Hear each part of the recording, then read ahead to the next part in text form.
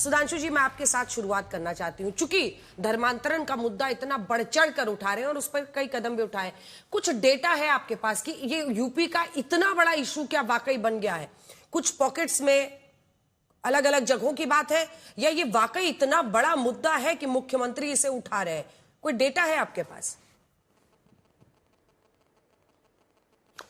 देखिए, डाटा तो एकदम सामने है, और अगर सामने दिखे, किसी को दिखाई ना पड़ रहा हो, तो उसे अपनी नजर का इलाज करना चाहिए। जब भारत आजाद हुआ तो उत्तर प्रदेश में 14% मुसलमान था। आज कितना है? 20%। अपने आप ऑफिशियली बोलते हैं 18 कुछ प्रतिशत। अब इस डाटा में किसी को बहस की गुंजाइश तो है नहीं। और इतना भारी हो चुका है कि 2007 में इलाहाबाद हाई कोर्ट का एक जजमेंट आया था जिसने कहा था कि अल्पसंख्यक की परिभाषा को, जस्टिस शंभुनाथ श्रीवास्तव जी ने दिया था, उन्होंने कहा था अल्पसंख्यक को परिभाषित करना चाहिए। राष्ट्रीय स्तर पे कौन अल्पसंख्यक है, राज्य में कौन, और पश्चिमी उत्तर प्रदेश के जिलों का हवाला देके कहा जहां 40%, 45%, कहीं कहीं 50%, रामपुर में 50% से ज्यादा, शहर में 70% जो जनसंख्या है उसे अल्पसंख्यक कैसे कहा जा सकता है? ये ठीक है कि बाद में उस समय कांग्रेस की सरकार थी तो वो सुप्रीम कोर्ट गए और उस चीज के ऊपर स्टे लगवा लिया, स्टे हो गया, वो एक अलग बात थी।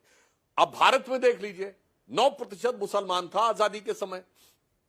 2011 में ऑफिशियली 15% है। आइए पश्चिम बंगाल जहां चुनाव हो रहा है वहां 19-18% मुसलमान था, आज ऑफिशियली 30% है। अब इसके बाद भी किसी को दिखाई ना पड़ रहा हो तो जानते हैं किसको दिखाई नहीं पड़ता अंजना जी? वो कट्टरपंथी जिनके लिए मजहब मुल्क से ऊपर है, उनकी संगत में बैठते बैठते उन लोगों की मति भ्रष्ट हो जाती, उन्हें जाति धर्म से ऊपर नजर आने लगती है।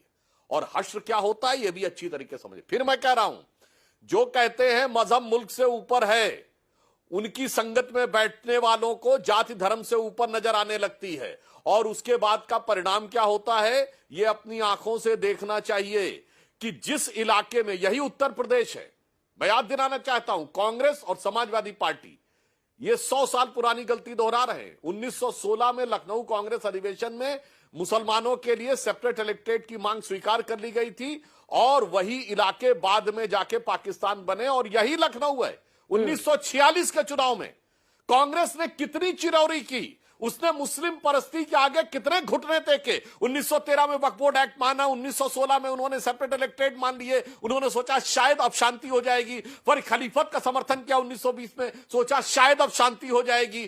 फिर जिन्ना ने कहा महात्मा गांधी को महात्मा नहीं बोलेंगे, चल भाई वो भी मान लिया, शायद अब शांति हो जाएगी। फिर वंदे मातरम नहीं बोलेंगे, शायद अब शांति हो जाएगी, मगर नहीं हुई। 1946 के इलेक्शन में 73 सीटें थी जो कि मुस्लिम इलेक्टोरेट थे, उसमें 64 जीती मुस्लिम लीग ने। 95% वोट मिले मुस्लिम लीग को, कांग्रेस को छोड़ दिया। तो बहुत साफ है, जिन्ना आधुनिक अवतार हैं कि आधुनिक अवतार हैं ओवैसी। और अब वो तो कहने लगे कब तक हम दरी बिछाएंगे, अब दरी खींचेंगे नीचे से। उन्होंने बिहार में कहा कि भाई जब मुकेश सहनी जी को डिप्टी सीएम बनाया गया तो उन्होंने क्या कहा कि यदि 2.5% समाज, बल्ला समाज 2.5% है, उसका डिप्टी सीएम बनेगा, तो जिस 20% के दम पे आप पूरी राजनीति कर रहे हो उसका क्यों नहीं बनेगा? यही सवाल यहां पे उठेगा।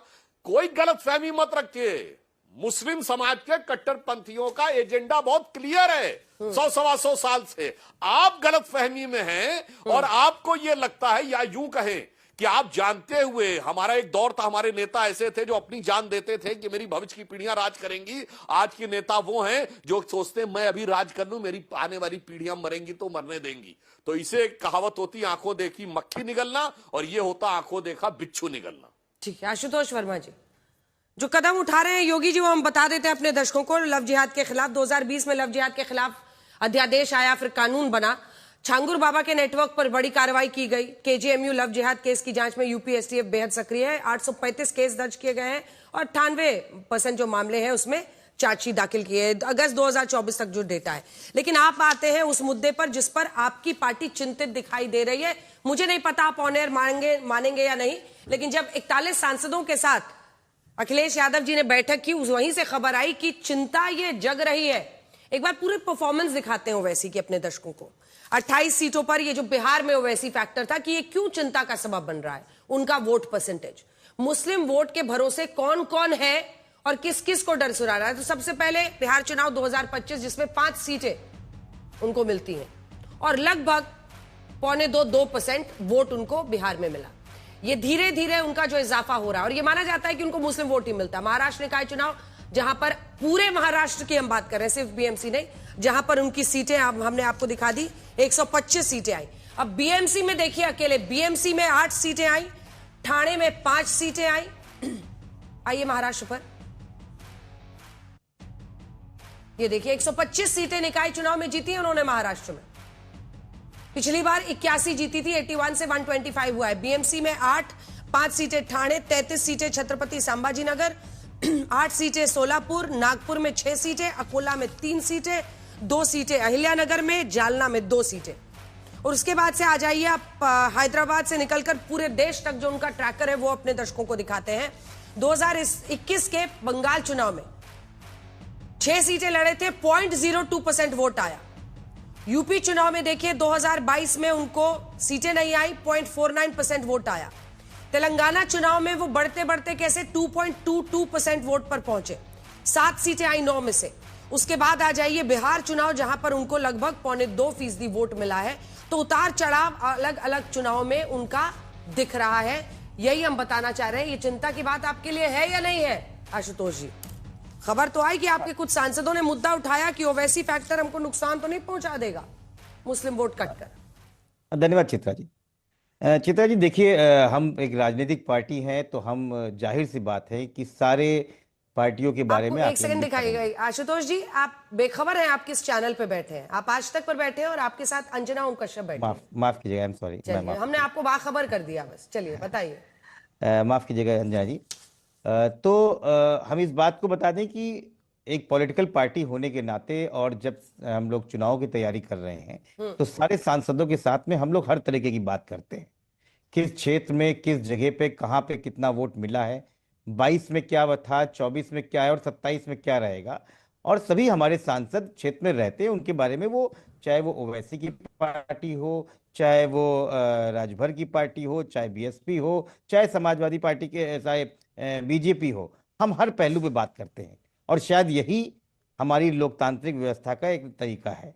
माननीय अखिलेश यादव ने सबसे राय ली, वहां पे एक बात निकल के आई कि ओवैसी की पार्टी में अभी हाल ही के चुनाव में बिहार में और महाराष्ट्र कुछ, हम उस पर जरूर बात करते हैं, लेकिन क्या ये बात करना सिर्फ ये दिखाता है कि हम घबरा गए? ये कतई नहीं होता है। हम अपनी रणनीति तैयार कर रहे हैं। हम